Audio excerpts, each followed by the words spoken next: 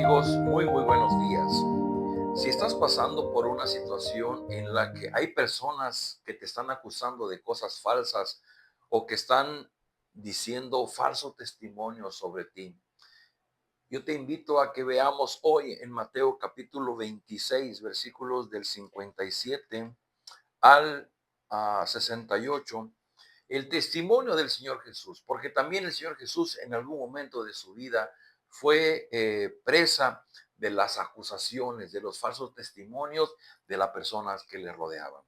Dice así, leo para ustedes en el Evangelio: los que habían arrestado a Jesús lo llevaron ante Caifás, el sumo sacerdote, donde se habían reunido los maestros de la ley y los líderes religiosos. Pero Pedro lo siguió desde lejos hasta la parte del sumo, hasta el patio del sumo sacerdote. Entró y se sentó con los guardias para ver en qué terminaba aquello. Los jefes de los sacerdotes y el consejo en pleno buscaban alguna prueba falsa contra Jesús para poder condenarlo a muerte, pero no la encontraron, a pesar de que se presentaron muchos testigos falsos. Por fin se presentaron dos que declararon: este hombre dijo, puedo destruir el templo de Dios y reconstruirlo en 3 días. Poniéndose en pie, el sumo sacerdote dijo a Jesús: ¿no vas a responder? ¿Qué significan estas denuncias en tu contra? Pero Jesús se quedó callado. Así que el sumo sacerdote insistió: te ordeno en el nombre de Dios, del Dios viviente, que nos digas si eres el Cristo, el Hijo de Dios. Tú lo has dicho, respondió Jesús, pero yo les digo a todos, de ahora en adelante ustedes verán al Hijo del Hombre sentado a la derecha del Todopoderoso, viniendo sobre las nubes del cielo. Ha blasfemado, exclamó el sumo sacerdote, rasgándose las vestiduras. ¿Para qué necesitamos más testigos? Miren, ustedes mismos han oído la blasfemia. ¿Qué piensan de esto? Merece la muerte, contestaron. Entonces algunos escupieron su rostro y le dieron puñetazos, otros lo bofeteaban y decían: a ver, Cristo, profetiza, ¿quién te pegó? Wow, tenemos un pasaje increíble, porque el Señor Jesús no hizo otra cosa más que sanar a los enfermos, liberar de espíritus malos, dar de comer a las multitudes y hablar de parte de Dios, del reino de Dios. Jesús no es otra cosa más que dar esperanza, más que transmitir el gran amor de Dios a las personas que le rodeaban. Sin embargo, también en su tiempo hubo personas que lo contrariaron, que lo atacaron, que lo acusaron falsamente. Y esto sucede dentro de una historia de la redención. Jesús había venido para redimir a su pueblo, y en ese camino de la redención Jesús va a enfrentar la blasfemia, los insultos, las agresiones, los falsos testimonios. Queridos amigos, es difícil a veces de comprender cuando en nuestro tiempo nosotros como hijos de Dios pasamos por situaciones parecidas a estas. La gran diferencia es que nosotros tal vez clamamos a Dios, nos enojamos con Dios y nos molestamos y proferimos palabras hirientes contra aquellos que nos están acusando, y lo hacemos en defensa propia. Se podría justificar como que, bueno, si ellos me están levantando falsos, pues yo no me voy a quedar callado y yo les voy a contestar. Pero si vemos la experiencia del Señor Jesucristo, en primer lugar, Él había estado en el huerto de Getsemaní y Él había hablado de una copa, de beber de una copa, la copa de la muerte, la copa del dolor. Y Jesús había dicho: yo no quiero beber de esa copa, pero si tú quieres, bueno, que sea tu voluntad. Y también habíamos leído que cuando fue apresado y aquella persona que estaba con Jesús tomó un cuchillo y le cortó la oreja al sirviente del sumo sacerdote, dice que Jesús dijo: ¿crees que no puedo acudir a mi Padre y al instante pondría a mi disposición más de 12 batallones de ángeles? Un ejército de ángeles. La diferencia con el Señor Jesús es que Él sí tenía manera de poder defenderse realmente y acabar con sus enemigos. Pero Jesús entendía que lo que Él estaba viviendo era parte de un plan, el plan divino. La gran diferencia con nosotros es que nosotros, aunque nos queramos defender, muchas veces no tenemos los elementos, ni el dinero, ni las influencias, ni las conexiones, ni las habilidades para poder hacerlo. Pero yo le invito a algo.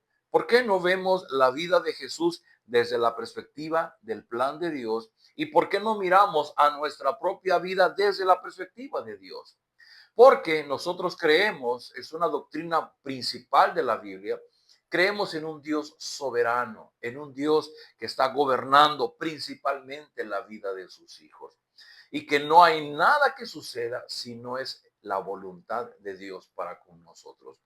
Y en nuestro caso, como hijos de Dios, como discípulos de Jesucristo, Dios va a obrar en nosotros las circunstancias porque Dios quiere forjarnos, quiere madurarnos en nuestra confianza, en nuestro amor, en nuestra devoción a Él. Y Dios va a usar las diferentes circunstancias que nos rodean para ayudar, para empujar, para alentarnos en nuestro crecimiento, en nuestra dependencia de Dios. Lo que sucede es que nosotros rehusamos el dolor. Si somos criticados, si somos acusados falsamente, bueno, nosotros nos defendemos. Si fuera con los puños, si fuera necesario, también lo haríamos con los puños. Pero el Señor Jesús comprendió que esto que él estaba viviendo era parte del plan redentor de Dios.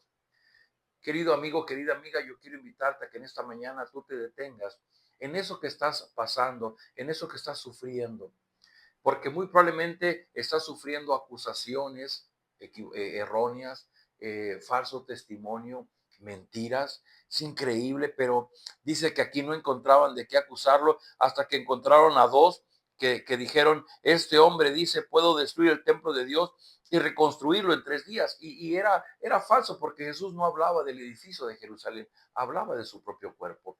Pero esto fue usado para acusar a Jesús falsamente.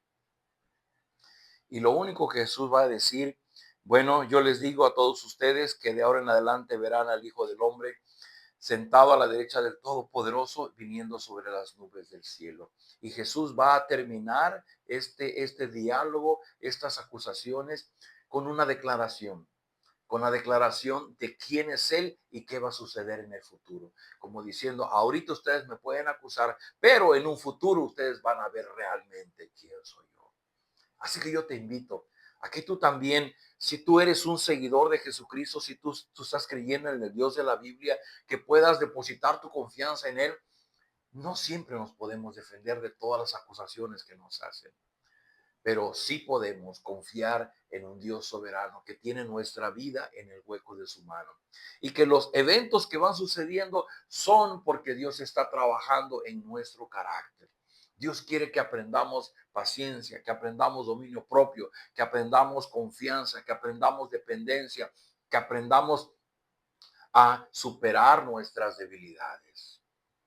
Y si lo vemos de esa manera, dejaremos de estar mirando a las personas, porque en este caso no vienen los nombres de las personas en el pasaje, porque no importan las personas, sus nombres, importan lo que ellos representan. De igual manera en nuestra vida, no importan los nombres de las personas, lo que importa es lo que ellos representan. Y lo que ellos representan es la mano de Dios obrando para trabajar en nuestro carácter. Nuestra vida está llena de adversidad, de personas que piensan, opinan y hablan en contra de nosotros, pero lo más importante es nosotros cómo comprendemos el plan de Dios cumpliéndose en nuestra vida para santificarnos, para hacernos madurar en nuestra relación con Él. Así que te invito que en esta mañana tú puedas mirar al Señor Jesús y decirle, Señor Jesús, pues yo no entiendo lo que está pasando, pero confío en que tú estás guiando mi vida y que esto es parte de tu plan para mí. Oremos. Bendito Padre, gracias por esta hermosa mañana, gracias por tu bondad, por tu amor que se derrama desde el cielo, gracias por esta palabra que podemos leer en el Evangelio y comprender que así como Jesús vivió este tiempo de mentiras y de acusaciones falsas, era porque era parte de un plan. Ayúdanos a comprender cómo nosotros también vivimos cosas así en nuestro tiempo, pero también es parte de un plan, del plan que tú tienes para formarnos, para purificarnos, para santificarnos. Derrama de tu gracia en nuestros corazones, que tu Espíritu Santo nos dé las fuerzas, el aliento que necesitamos para seguir caminando, pero sobre todo para crecer, para madurar, para confiar plenamente en ti.